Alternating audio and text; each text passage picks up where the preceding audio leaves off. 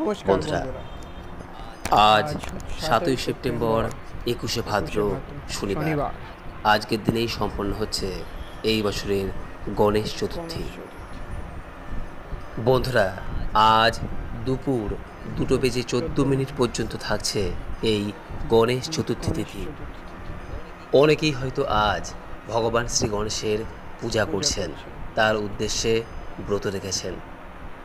বন্ধুরা, আজ যদি ভগবান শ্রী গণেশের পূজা করে থাকেন, তার উদ্দেশ্যে গণেশ চতুর্থীর এই ব্রত রেখে থাকেন, তাহলে অবশ্যই এই গণেশ চতুর্থীর ব্রত কথা একবার হলেও শ্রবণ শ্রবণ করা করা প্রয়োজন। প্রয়োজন। যারা কোনো কারণে আজকের দিনে এই ব্রত রাখতে পারছেন না, তারাও এই গণেশ চতুর্থীর ব্রত কথা শ্রবণ করে শ্রী গণেশজির উদ্দেশ্যে আজকের দিনে একটি ঘিয়ের প্রদীপ প্রজ্বলন করতে পারেন।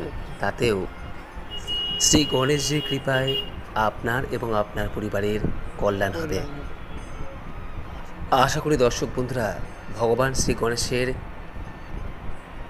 এই গণেশ চতুর্থীর ব্রত কথাটি শ্রবণ করে আপনাদের ভালো লাগবে। শুরু করছি শ্রী গণেশ চতুর্থীর ব্রত কথা। ওম গং গণপতায় নমঃ। ওম শ্রী গণেশায় নমঃ। শিবপুরাণে বর্ণিত ভাদ্রপদ মাসের একদিন মাতা পার্বতী নন্দী মহারাজকে দ্বারপাল নিযুক্ত করে স্নান করতে স্নান ঘাটে গেলেন। অতঃপর সেখানে মহাদেব উপস্থিত হলেন। নন্দীর আদেশ উপেক্ষা করে মহাদেব পার্বতীর স্নান ঘাটে উপস্থিত হন। মহাদেবের এহেন আচরণে দেবী পার্বতী প্রচণ্ড অপমানিত বোধ করেন এবং রুষ্ট হন।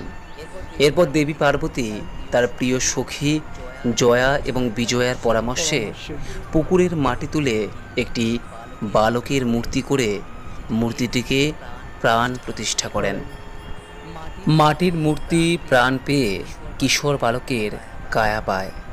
মা পার্বতী তখন তার বিশ্বস্ত কিশোর বালককে দ্বারপাল নিযুক্ত করে বলেন, স্নান ঘাটের দিকে কেউ এলে তাকে যেন বাধা দেওয়া হয়। এই বলে মা পার্বতী স্নান ঘাটে স্নান করতে চলে যান। তার কিছুক্ষণ পরে মহাদেব এসে মা পার্বতীর স্নান ঘাটের দিকে যেতে চাইলে কিশোর বালক ভগবান শিবকে বাধা দেয়। এরপর তীব্র বাদ বচসার মাধ্যমে তুমুল যুদ্ধ শুরু হয়। একে একে সমস্ত দেবতা সেই বালকের কাছে পরাজিত হতে থাকে। তখন মহাদেব অত্যন্ত ক্রোধিত হয়ে ত্রিশূল দিয়ে সেই বালকের শিরচ্ছেদ করে দেন। সেই বালক আর কেউ নয়, তিনি হলেন শ্রী গণেশ। মা পার্বতী তার প্রিয় পুত্র গণেশের শিরচ্ছেদ দেখে পুরো ত্রিভুবন সংহারে উদ্যত হন। দেবঋষি নারদ এবং ভগবান শ্রীবিষ্ণুর মধ্যস্থতায় মা পার্বতীর ক্রোধ ধীরে ধীরে শান্ত হয়। মা পার্বতী এই শর্ত দেন মহাদেবের কাছে যে তিনি যেন তার প্রিয় পুত্রের শরীরে পুনরায় প্রাণ ফিরিয়ে দেন।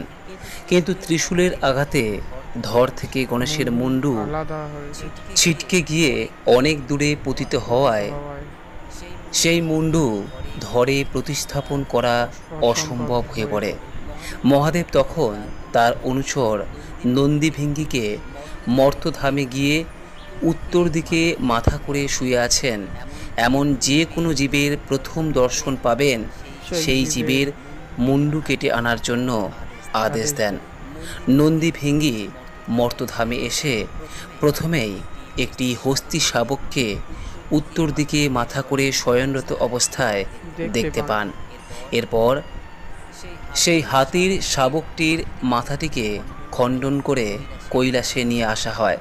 ভগবান শিব তখন হাতির মাথাটিকে গণেশের ধরের সঙ্গে যুক্ত করে তার প্রাণ ফিরিয়ে দেন। এইভাবে দেবী পার্বতীর প্রতিশ্রুতি তিনি রক্ষা করেন।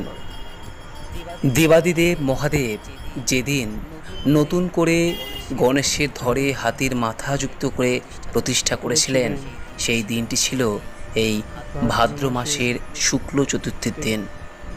গণেশজির প্রাণ ফিরিয়ে দেওয়ার পর ভগবান শিব গণেশজিকে নিজের পুত্ররূপে স্বীকার করেন এবং সমস্ত দেবতাদের আগে গণেশজির পূজা করার বিধান দেন। আর উপস্থিত সমস্ত দেবদেবীরাও গণেশজিকে নিজ নিজ শক্তি প্রদান করে আশীর্বাদ দেন। সেই থেকে আজ অবধি অন্য দেবতাদের পুজোর প্রারম্ভে প্রথমে ভগবান শ্রী গণেশের পুজো করা হয়। এই ভাদ্র মাসের শুক্ল চতুর্থীর দিনই এই সমস্ত ঘটনা ঘটে। এর কিছুকাল পরে অন্য এক ভাদ্র মাসের শুক্ল চতুর্থীর দিন পৃথিবীর সমস্ত মানুষ সহ সমস্ত দেবী দেবতাগণ একবার এক চরম সংকটের সম্মুখীন হন। তখন এই চরম সংকট থেকে উদ্ধার পাওয়ার জন্য দেবতাগণ মহাদেবের শরণাপন্ন হন। মাতা পার্বতী তখন ভগবান শিবকে দেবী এবং দেবতাদের উপর আসা সংকট মোচনের দায়িত্বভার কার্তিক এবং গণেশের কাঁধে তুলে দিতে বলেন।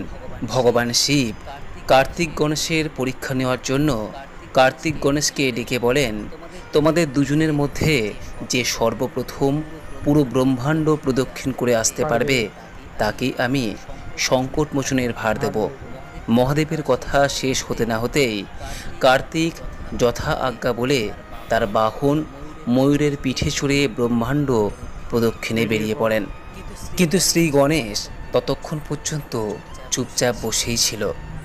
এরপর গণেশ উঠে পড়ে তার বাবা ও মা শিব পার্বতীর চারিদিকে একবার ঘুরে এসে নিজের জায়গায় বসে পড়লেন। অপরদিকে কিছুক্ষণের মধ্যেই কার্তিক ব্রহ্মাণ্ড পরিক্রমা করে এলেন। কার্তিককে ফিরে আসতে দেখে মহাদেব তখন গণেশজিকে ব্রহ্মাণ্ড পরিক্রমণ না করে বসে থাকার কারণ জিজ্ঞাসা করলেন। গণেশজি তখন মহাদেবকে বললেন, বাবা মায়ের চরণতলেই তো সমস্ত ব্রহ্মাণ্ড লুটিয়ে আছে, আর তিনি অনেক আগেই বাবা মায়ের চরণ প্রদক্ষিণ করে নিয়েছেন, তাতেই তার পুরো ব্রহ্মাণ্ড প্রদক্ষিণ হয়ে গেছে। সুতরাং তার আলাদা করে ব্রহ্মাণ্ড প্রদক্ষিণের কোনো প্রয়োজন নেই। মহাদেব গণেশজির কাছ থেকে এইরূপ সুন্দর উত্তর পেয়ে অত্যন্ত প্রসন্ন হলেন এবং সমগ্র ব্রহ্মাণ্ডের সংকট মোচনের দায়িত্বভার তিনি তুলে দিলেন ভগবান শ্রী গণেশের হাতে। আর সেই থেকেই তিনি পরিচিত হলেন সংকট মোচন বিঘ্ন নাশকারী ভগবান শ্রী গণেশ। এই গণেশ চতুর্থীর দিনে ভগবান শ্রী গণেশ কুবেরের ধন সম্পত্তিকে কেন্দ্র করে যে অহংকার এবং চন্দ্রের রূপকে কেন্দ্র করে যে অহংকার, সেই সমস্ত অহংকার তিনি ভঙ্গ করেছিলেন। এই গণেশ চতুর্থীর দিনে বিষ্ণু শর্মা নামে এক ব্যক্তি সর্বপ্রথম গণেশের আরাধনা করে এবং তার ব্রত সম্পন্ন করে সমস্ত প্রকার আর্থিক সংকট থেকে মুক্ত হয়েছিলেন। তাই এই গণেশ চতুর্থীর ব্রতটি যিনি পালন করে থাকেন এবং ব্রত পালনের পর যিনি ব্রত কথাটি শ্রবণ করে থাকেন, ভগবান শ্রী গণেশের কৃপায় তার সমস্ত বিঘ্ন দূর হয়। জীবনে আসে অপার সুখ এবং সমৃদ্ধি। সমস্ত কাজেই সিদ্ধিদাতা গণেশের কৃপায় সাফল্য আসে।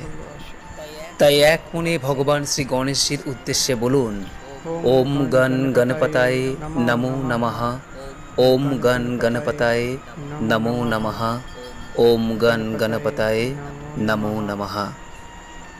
ভগবান শ্রী গণেশের কৃপায় আপনার সকল বিঘ্ন দূর হোক এবং জীবনে আসুক অপার সাফল্য, এই কামনা করে আজকের মতো ভিডিওটি এখানেই শেষ করলাম।